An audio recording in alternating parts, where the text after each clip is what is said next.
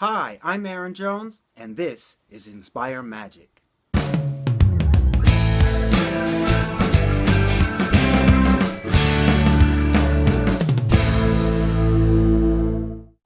Hey, welcome back to Inspire Magic. It's been a while since I've done any of my Inspire Magic videos. If you check back on my channel or here, you can see my very first episode when I visited Magic Bar in Tiki Magician in Takamatsu, and the Pray for Japan special, where Shikoku Magic Friends put together a magic show, a benefit magic show, to raise money for the victims of the earthquake that took place in 2011 in March. And well, I'm trying to get things started up again, and today I'm going to start up by magicians that inspired me, the top 10 magicians that have inspired me. Now, this was a very difficult list to choose because there are so many magicians I respect that have inspired me throughout the years. So I narrowed it down to 10, and we'll go through each 10 and talk about who they are and how they inspired me to become a better magician, a better performer. And so here we go. So the number 10 magician on the list is Mr. Merrick. Mr. Merrick is a Japanese magician I discovered after I started coming to Japan. He's been popular in Japan for a long time, and he's famous for his famous saying for hand power. And he has his own theme song, and I've written about him on my blog. He's very interesting. The reason I like him is he does almost all original magic. If you see him perform, you might see normal props that any magician could buy at a magic shop, but he tends to do something very different from the intended effect. He uses the prop and comes up with a completely new concept. The respect I have for him and his performance style, very clean and very mysterious. In the old days, he used to come off as a real psychic type magician, but then now he just does regular magic, and very entertaining. I have not seen his live show yet, but I hope to one day see him live. He used to appear on TV quite a lot. He still does as a guest, special host, and well, he's one of the best that there is. Well, the number 9th magician is Tommy Wonder. Tommy Wonder is a great performer, and his magic is clean and very magic. It looks like real magic. And I had the pleasure of meeting him once at the magic convention in Norfolk, Virginia. I believe it was 1996. And I was able to get the very first copy sold of his book, which is the Books of Wonder. And there's a picture of me here with Tommy Wonder. And back in Canada, I have both volumes still, and they're signed by Tommy Wonder as the first ones sold, at least by him. And watching him live at that convention really inspired me. And watching his videos and seeing his lecture, his thinking is very nice, very clean. Even the small details he takes care of. If you've ever seen him, he takes care of details with some magic gimmicks so that the coat doesn't even move like this. There's nothing. It's just beautiful, clean, and very meticulous. And I don't know if I could build some of the magic like he does, because he's very intricate, and it's very inspirational. But it gives me inspiration to create my magic more clean like his, and think about small details that makes everything better. Well, the 8th on my list is David Williamson, and what a fantastic performer.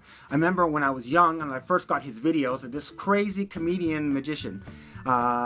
He's good. He's a genius because he's able to hide things in his comedy. Everything is funny, it seems spontaneous, it seems ad-lib, but it's completely thought out and it's genius. And at one of the magic conventions in Vancouver, PCAM, I think also in 1996, a long time ago, he was there, and he was full of energy. He entertained, friendly, and his magic has always been very popular with me, and always tried to use something of his thinking about timing and humor, and how to use humor in the show to, one, make the show more interesting, as well as to do stuff with the magic to make certain moments in your performance not be seen, misdirection type thing, or as Tommy Wonder would say, direction. Martin Lewis is another great entertainer. I remember when I was young, I got a book that he wrote about his father, Eric Lewis, about his magic, and there were some of the tricks, the rising card pad, and then that really got me. And I remember the very first time I met Martin Lewis. It was a long time ago, back when I worked at Tony's Trick and Joke Shop in Victoria, British Columbia, and I was working behind the counter and demonstrating the magic, and this gentleman came in, and he knew a lot about magic and was talking with us, and then Tony came out and did some magic, and then Tony did a trick that involved, if I can do it still, it's been a long time since I've done this move, or much better than what I just did there. And I remember this gentleman saying, "Oh, I know that, I invented that." And me and Tony were, who is this guy? And after he introduced himself, it's Martin Lewis, of course. Genius in magic. And maybe a year later, he attended Magic Weekend in Vancouver, British Columbia, where I got to see his lecture and his performance. Completely very beautiful magic. His storytelling, the cleanliness of his stage, his clothes, it inspired me to do great magic. And after watching him, watching his videos, his lecture series about making your own magic, and but just the cleanliness of his show, how everything was scripted perfectly, his storytelling, very clean. It has really influenced how I perform my magic. And one of the magicians, the style I really decided when I was young to go for was the style of Martin Lewis. And that is one of the reasons why I love him. Sixth person on my list is Sean Farquhar. And I've been lucky since a very young boy to have known Sean, being from Victoria, British Columbia, and Sean being a part of the Victoria Magic Circle. Of course, living in Vancouver area, I got to meet Sean when I was very young. And for me, it was the first time I really got to meet somebody out of the Victoria magic community that was kind of an international star. He was on cruise ships, and not only was he famous, well known at that time as well, he was very friendly, and he always, when I was young, able to give me suggestions and brought me along to his shows to see, and I learned a lot from Sean. And still to this day, learning from Sean is watching him perform, and always been a great inspiration for me. Of course, Tony Ng is on my list. Tony Ng is the magician who taught me everything I know about magic. If it wasn't for Tony, I wouldn't have been in magic. Why isn't Tony not a number one? Well, I'll explain a little bit later why. Because Tony, after I was interested in magic, and the other magicians are the kind of magicians that kind of got me into magic, and Tony was the one who pushed me to become a magician. And working in his magic shop for 10 years, touring with him, and learning about the entertainment field, the entertainment world, how to do the business side of magic. Tony is the biggest personal, real-life influence on my magic, and how I became a magician, and why I became a magician. And Tony will always be remembered as being that. And of course, the magicians in Canada, in Victoria area, and Vancouver area will also remember Tony as being, the ambassador of magic, because that's who he was. Number 4 on my list, Divernin. Divernin, of course, is the master of close-up magic. He is the one who created what I guess we could say is modern close-up magic. His thinking, again, very clean. Everything is logical. There is no reason to do something that doesn't need to exist. And just reading his old books, the books that are written by Louis Ganson, and reading all the different things that he had to say in his thinking about the magic and close-up magic and why you do magic, and has really been inspiring. And it's something that I always think about when I'm working on my show, is this thinking kind of logical thing that seemed to come very natural to Dai. And his teaching, of course, is important now, even in 2014. The third magician on my list, number 3, is Harry Houdini. Because as a young boy, I remember reading his autobiography.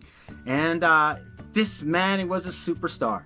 And it kind of was something like, wow, this kind of person really existed. Not just doing magic, but he was a superstar. He traveled the world. He was a legend that people know today, even though it's almost 100 years since he has passed away. And, you know, he was almost like a superhero. The stories about Harry Houdini. He was a master showman. And what he teaches you is how to be a showman, how to perform, how to get your name out there. And very, very inspirational, I think, to any magician and in the world of magic as well. Doug Henning is one of the best. He was one of the best, and he will always be remembered. He was the very first magician that I had seen on TV when I was a young boy, and kind of started the spark into magic. Here is this hippie magician, full of energy. And even today, I mean, there's lots of kinds of magicians out there, but he was unique. If you know who Doug Henning was, you know that he was unique. He was this hippie magician who had wonderful stories to go with his magic. There was a purpose, there was a reason. He just didn't do tricks, but he had some kind of thing going on that was there, and he had this connection with the audience. That was, that a lot of magicians I don't think have, and he would do his shows, TV specials live, and there was just something magic about his personality and the way he performed, and that's why Doug Henning is number 2.